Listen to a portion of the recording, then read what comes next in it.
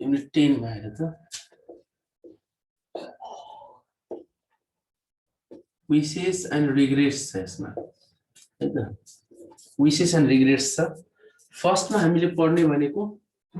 विशेष हो 10.1 मा विशेष दिएको छ विशेषको पहिला स्ट्रक्चरहरु I wish or if only plus subject plus would plus V1 plus object or I wish or if only subject plus would plus V1 plus object or I wish plus past tense भनेको subject plus V2 plus object गर्न सक्छौं or subject plus was were plus noun adjective गर्न सक्छौं okay यो भयो structure अब पहिला theme बुझौं विशेष भनेको के हो त विशेष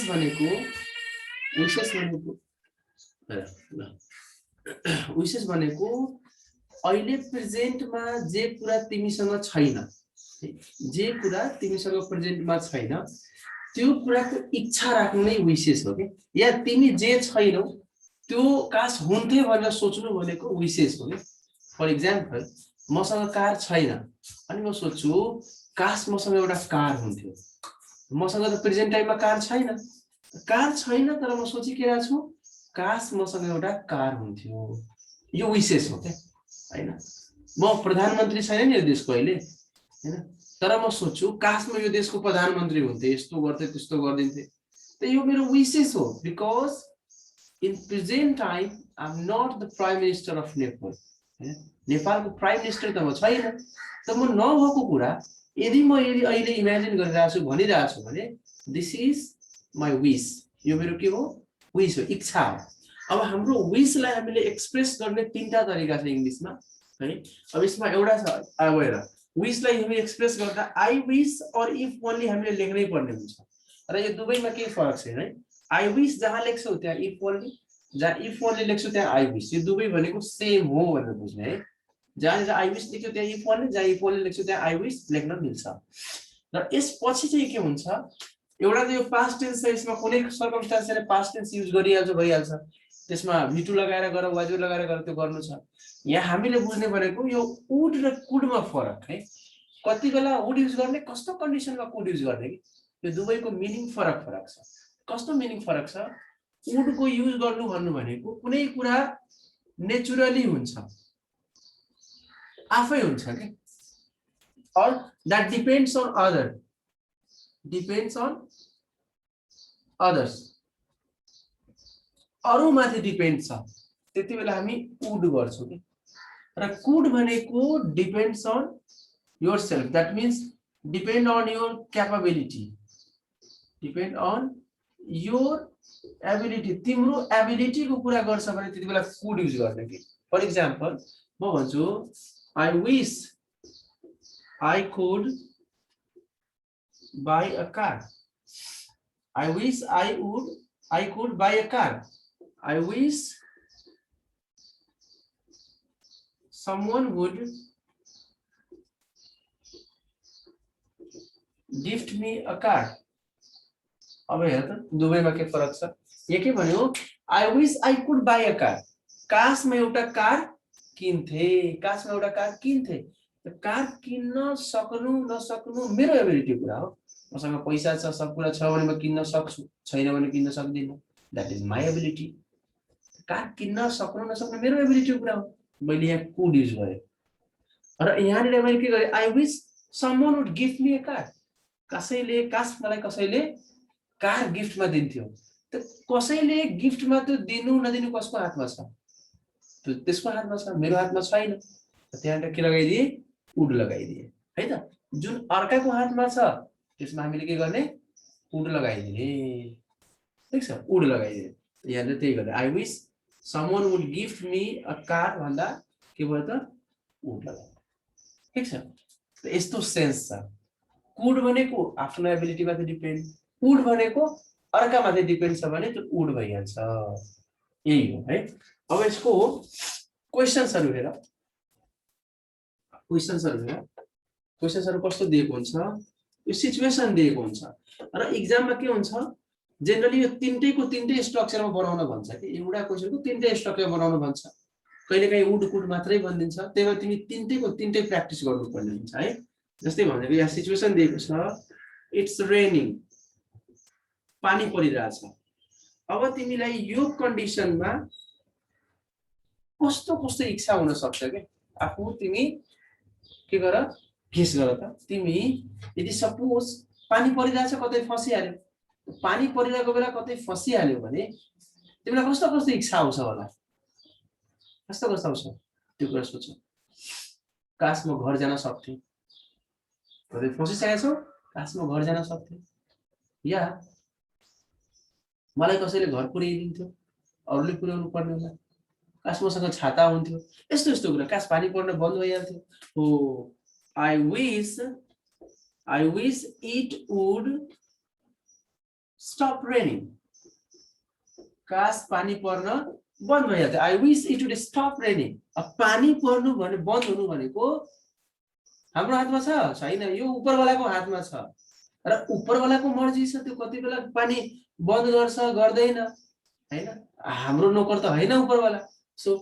पानी पर्न बन्द हुनु it is not in our hand है it depends on the nature नेचरलाई मन पर्छ भने पानी पर्छ मन पर्दैन भने पानी पर्दैन त्यो हाम्रो हातमा छैन हामीले भनेर गर्ने होइन सो यो अरूमाथि डिपेन्ड छ नेचरमाथि डिपेन्ड छ त्यही भएर यहाँ के लगाइदिए वुड लगाइदिए I wish it would stop raining काश पानी पर्न बन्द हुन्थ्यो मेरो हातमा छैन वुड लगाइदिए त्यही नै हुन्थ्यो I wish I could buy a raincoat and go home यो मैले मिलाइदिएको नमिलाइ पनि हुन्छ I wish I could buy a raincoat and go home सीधै I wish I could go home काशमा घर जान सक्थे फसेको छु घर जान सक्थे त घर जान सक्नु नसक्ने मेरो एबिलिटी कुरा हो नि हैन मलाई हुन्छ म भिज्दै पनि गइहाल्छु या म नजान नि सक्छु it depends on my ability त यहाँ कुड लगाइदिए हैन यही पास्ट गर्नु छ भने I wish I had an umbrella काश मसँग एउटा छाता हुन्थ्यो छैन अहिले छैन एक छ काश मसँग एउटा छाता हुन्थ्यो चाहे यसको सट्टामा यो पनि भन्न सक्थ्यौ I wish I were at home काश म घरमा हुन्थे माना बाहिर फसेको छौ अनि तिम्रो माइन्डमा के हुन्छ काश यार घरमा हुन्थे तर घरमा छैन I wish I were at home र अब हेर यहाँ मैले I wish लेखेको छु नि सबैमा मैले I wish लगाएर बनाएको छु यो सबैको ठाउँमा मैले if only लगाउँदा पनि पुरा त्यही हो if only it would stop raining if only I could buy a raincoat if only I had an umbrella if only I were at home if only लगाऊ I wish लगाऊ दुवैको दुवै कुरा त्यही हो यस्तो तरिकाले हामीले बनाउनु पर्ने छ यो भयो विशेष हैन जस्तै अर्को क्वेशन एउटा हेरौं माने दिएको छ यहाँ you are ill in bed तिमी बेडमा बिरामी परेर बसेको छौ त्यस्तो बेलामा तिम्रो माइन्डमा के विशेष आउन सक्छ होला माने तिमी हस्पिटलमा बिरामी भएर बेडमा छौ के माइन्डमा आउँछ होला है if only I would be all right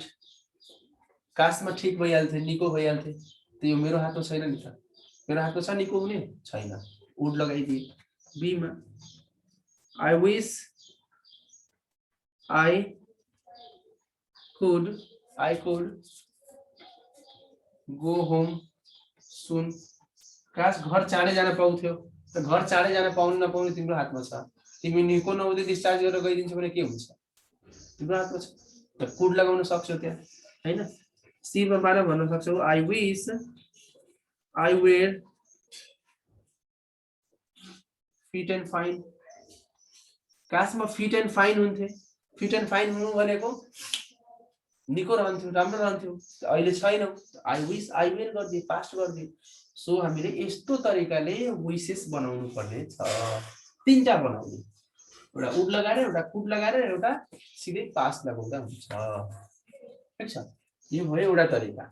अर्को पनि अब यो 10.1 मा यो क्वेशन्सहरु दिएको छ 5 वटा, त्यहाँबाट गर्दा हुन्छ। एक्जाममा पनि त्यही क्वेशन्सहरु आएको छ।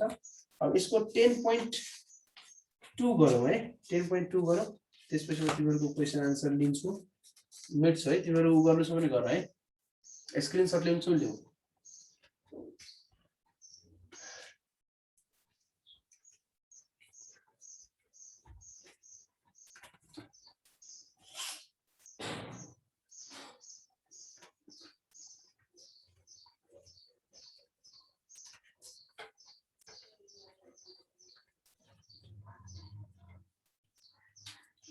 ओके, 10.2 मा हेर, यो पनि विशेष नै छ है, तर यहाँ के भनिदिएको छ, कन्फ्लिक्टिङ विशेष भनिदिएको छ। कन्फ्लिक्टिङ विशेष भनिदिएको छ। कन्फ्लिक्टिङ विशेष भनेको एउटा विश अर्को विशको उल्टो हुनु के, त्यो कन्फ्लिक्टिङ हो। जस्तै यहाँ क्वेशन दिएको छ, बुकमा जसरी बनाएको छ नि कन्भर्सेसनमा त्यसरी बनाउनु पर्दैन, एक्जाममा यो सोध्दैन। त्यो एक्जाममा सोधेको क्वेशन हैन, एक्जाममा सोध्ने भनेको अघि पढाएको थियो मात्रै त्यो। यो च्याप्टरबाट जम्मा दुईटा क्वेशन सोध्छ, विश र रिग्रेट, बस। 10.5 मा भएको र 10.1 मा भएको, तर यो पढिहाल मात्र है। A does not have a telephone. A does not have a telephone. B has a telephone. B has a telephone. अर्को क्वेशन माना हेर, 2 नम्बरमा छ, A does not work in London. अनि यहाँ छ, B works in London. यस्तो question छ हैन। अब हेर, यसलाई बनाउँदा हामीले सिम्पली के गर्नु छ, बुकमाको जस्तो त्यति लामो कन्भर्सेसन बनाउनु छैन, त्यो आउँदैन। आइदियो भने अहिले म जस्तो सिकाउँछु त्यो तरिकाले आउँछ। अब हेर, ए भन्ने मान्छेसँग टेलिफोन छैन, बी भन्ने मान्छेसँग टेलिफोन छ। अब यसको बनाउँदा चाहिँ के गर्नु छ नि, सिम्पली यहाँ भर्ब दिएको छ, V1 या V5 दिएको छ, यसलाई पास्ट टेन्समा बनाउनु। यसमा अब उड कुड लाग्दैन, किनभने यो टेन्समा दिएको छ, त्यसलाई सिधै पास्ट टेन्समा कन्भर्ट गर्नु छ के हैन। अब हेर त, ए भन्ने मान्छे र बी भन्ने मान्छे, ए सँग टेलिफोन छैन भने उले इच्छा के राख्छ होला, काश मसँग टेलिफोन हुन्थ्यो। बी सँग टेलिफोन छ भने इच्छा के राख्छ, तरिका टेलिफोन नभएको भए राम्रो हुन्थ्यो, त्यही इच्छा राख्छ हो। एले अब के भन्छ होला, आई विश, चाहिँ इफ ओन्ली पनि लगाउन मिल्छ, आई विश आई, अनि यो ह्याड को V2 के हुन्छ, नेगेटिभ छ भने अफर्मेटिभ गर्ने। अब आई ह्याड अ टेलिफोन, काश मसँग टेलिफोन हुन्थ्यो भनेर इच्छा राख्यो के, किन उसँग टेलिफोन छैन,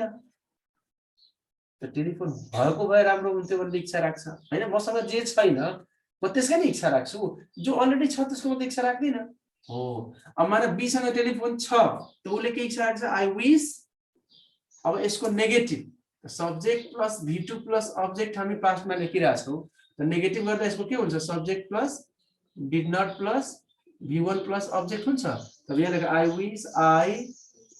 डिड नट, यो हैज को V1 के हुन्छ, हैव हुन्छ, हैव